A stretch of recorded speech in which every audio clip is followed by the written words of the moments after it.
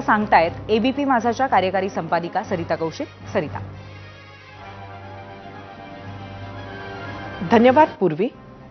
पक्षनिष्ठ म्हणवणारा राजकीय कार्यकर्ता एक वेगळाच प्राणी असतो.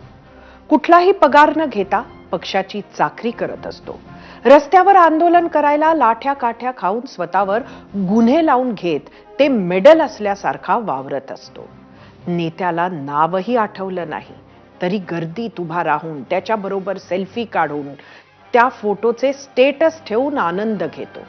ज्या नेत्याच्या सभांसाठी तो सतरंजा उचलतो तो नेता त्याच्याशी न बोलता निघून गेला तरी सभा यशस्वी झाल्याचा आनंद काही कमी होत नाही.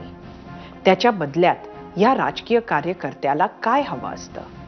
खासदारकी किंवा आमदारकी नक्कीच नको असते, पण नगरसेवक तरी करा अशी त्याची पक्षाकडे इच्छा असते. आता निवडणुका इतक्या वर्षांनी होत आहेत की दावेदार वाढलेत. अनेक तरुण निवडणुकांसाठी थांबून थांबून मध्यमवयीन झाले. अनेक नवे इच्छुक पक्षांमध्ये दाखल झाले. त्यात नेत्यांची मुलं मुली भाऊ नातेवाईक भावाची सून सुद्धा वाटेकरी झाले. आणि त्यात प्रत्येक महापालिकेत युत्या आघाड्या लादल्या गेल्यात. आपल्या पक्षातून तिकीट मिळण्याची संधी कमी झाली. त्यात राजकीय रणनीती म्हणून मोठे नेते कार्यकर्त्यांना मोकळं सोडत नाही. जा सिमरन जा, जीले अपनी जिंदगी असं कोणीही आपल्या कार्यकर्त्यांना म्हणत नाही.